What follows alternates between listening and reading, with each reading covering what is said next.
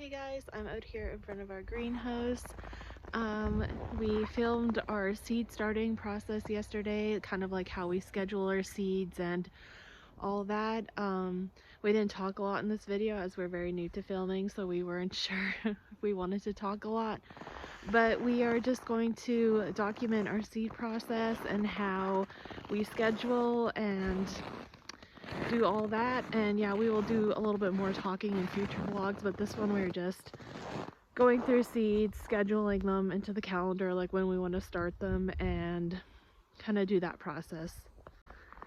And we also didn't film an outro because that really wasn't top of mind in the moment. We were going through seeds that we've had for a couple of years now, so we just kind of were really focusing on going through seeds and throwing away old seeds or giving them away. But yeah, we just wanted to I also wanted to do an outro because I didn't want to just kind of hop on, have some fast recorded videos of us planting seeds and then hop out. But for watching our first vlog, it's definitely not perfect, but we will try to get better.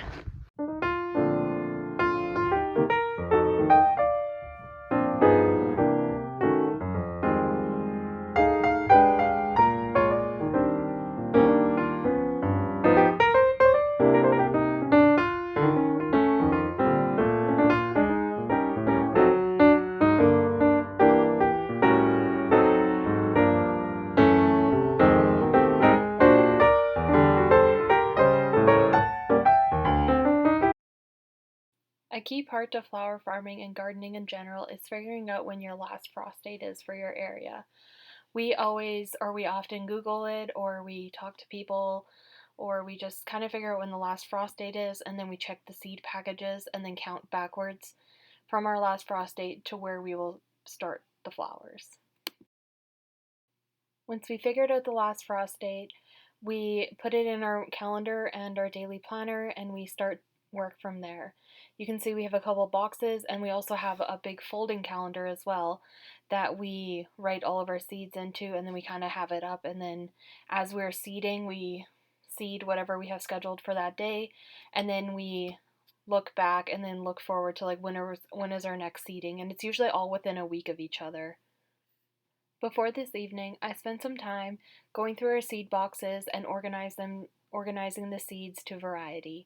We have a lot of different seeds, and usually they all come jumbled up and not all together in the same variety, so it's very important to, we find it very easy to, and important that organizing the seeds to variety and making a big list as well as putting a picture of every flower beside the list so that you have a big master list of all the things that you will be seeding in your garden, and it just keeps you organized. It keeps you grounded to like what kind of seeds you have, not constantly looking back, be like, oh, do I need to order this, do I need to order this?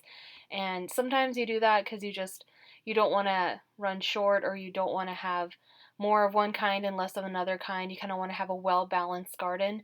Yeah, so we find it very important to make a nice big list and organize all of our seeds to variety, and then also put a picture beside there just so that we have a visual of what the garden might look like in the summer.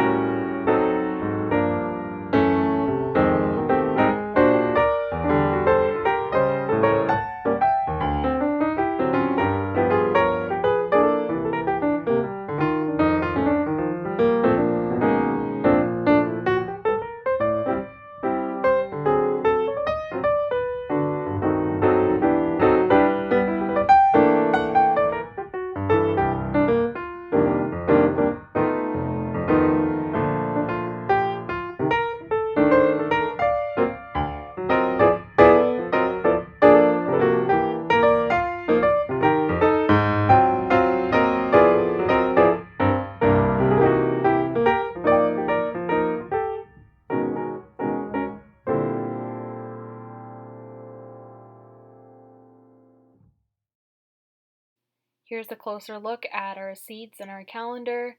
Here, I think we're just trying to figure out where these seeds are. You can see that we've taken our second wall calendar there from previous years. I think it's from like 2022 or even 2021, our first year of flower farming, where we scheduled our seeds in, and then we often go back to it and like be like, oh, we actually need to start it here instead of where we thought we needed to start the seed. So we kind of use that as a guide, and we don't always plant the same things every year. We do have staples that we plant every year, but we add new flowers, but we always keep the old flowers that we grow every single year and schedule them to the same day in the calendar. Our growing season in Manitoba is really short. We're zone 3B/4A. So then we usually go back and we look at our old times when we started the seeds just because those dates have worked really well for us in the past, and we kind of like to keep that going for future gardens. And yeah, we have just a really short growing season, so it's usually very important that we schedule it in as soon as possible. Once we've scheduled all of our seeds, we organize them into our seed organizing box, and we just put them all by variety into each container so that when we're seeding, we have them all nicely organized. So then if we're seeding snapdragons or delphiniums that day, we'll just pull that box out, seed everything that we have in there because we know for sure that we are wanting to seed those varieties of flowers.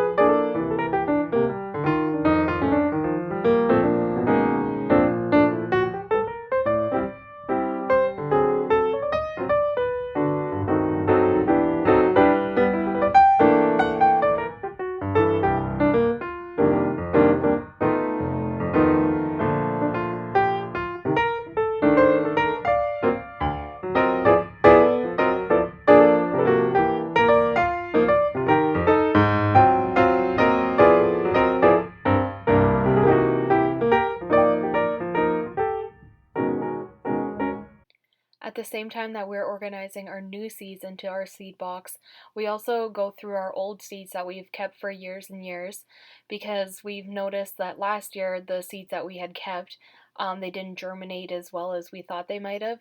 So then we are going through and kind of putting those seeds aside, not throwing them away. We're thinking of giving them away to some people, but we're just going through just to kind of check to see if we maybe missed ordering some seeds and if they're from last year um, or the year before, then we won't keep the ones from like 2022, but if they're from 2023, we're going to keep them.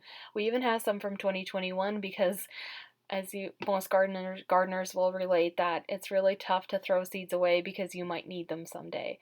But yeah, we kind of go through just to kind of check that we have all the seeds that and all the varieties that we really liked because as it's winter time, we sometimes forget what kind of seeds we have and what kind of flowers we really loved growing. We kind of like can visualize them, but the name isn't always there.